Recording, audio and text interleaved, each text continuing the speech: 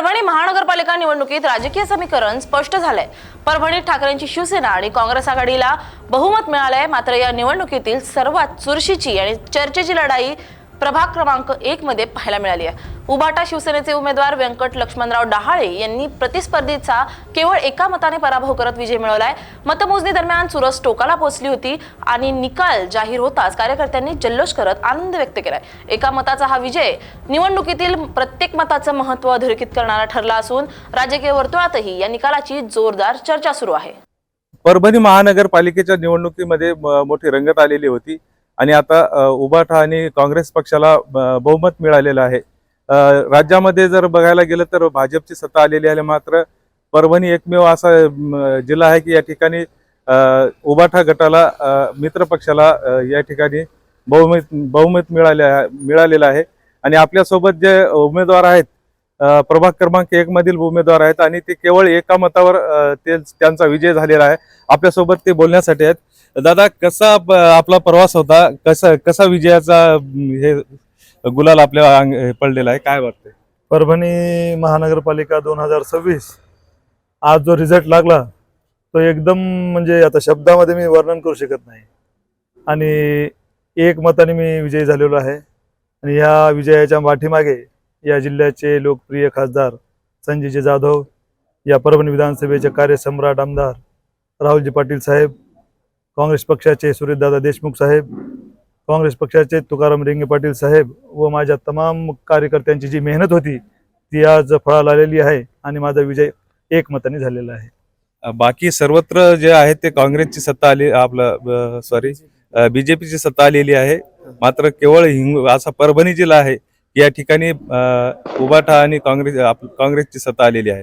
काय वाटते, काय भावना आहेत नेमक्या? या पाठीमागे एकच आहे की आमच्या इथले लोकप्रिय खासदार संजय जाधव, कार्यसम्राट आमदार हे एकजुटीने लढले। त्यांना सुरेशदादा देशमुख व तुकारामजी रेंगे पाटील व आमच्या सगळ्या कार्यकर्त्यांची साथ मिळाली, म्हणून हा रिझल्ट पाहायला मिळाला।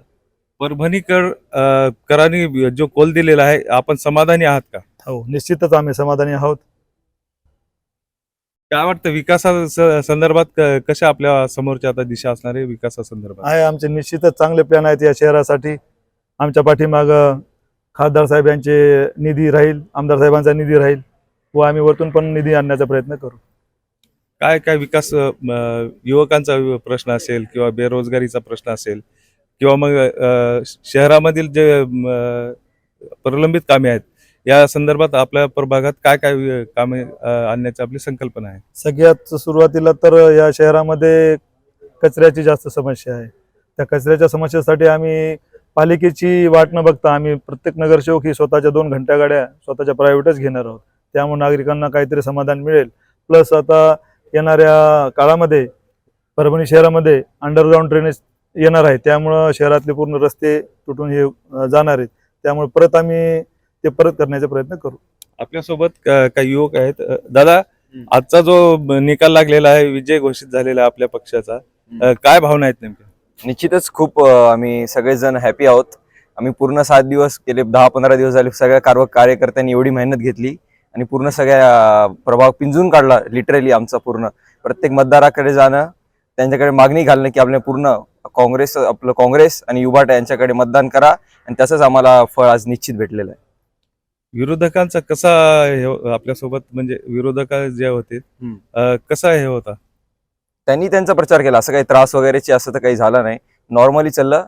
पण आपण आपल्या प्रतीने पूर्ण ताकदीने उतरलो होतो प्रचारामध्ये याच्यामध्ये। निश्चितच। काका, काय वाटतं आजचा जो निकाल आलेला आहे, कशा भावना आहेत, काय वाटतं? खूप आनंद झालेला आहे। हा व्यंकट डहाळे हा माझा लहान भाऊ आहे।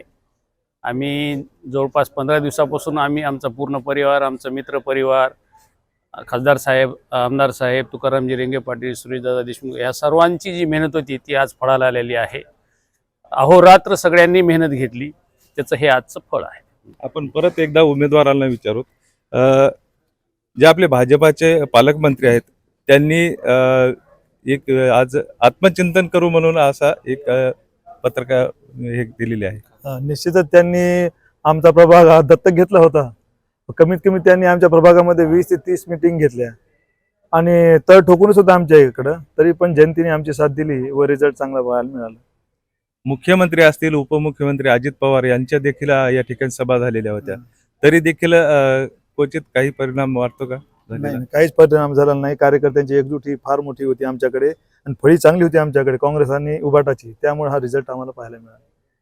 निश्चितच महत्वाचं एक होतं की इतर पक्षाचे सगळे स्टार प्रचारक आले होते, जसे मुख्यमंत्री आले, उपमुख्यमंत्री आले, पण उभाटा गटाचे संजय बंडू जाधव साहेब असतील आणि राहुल पाटील हेच या परभणी शहरासाठी स्टार प्रचारक होते.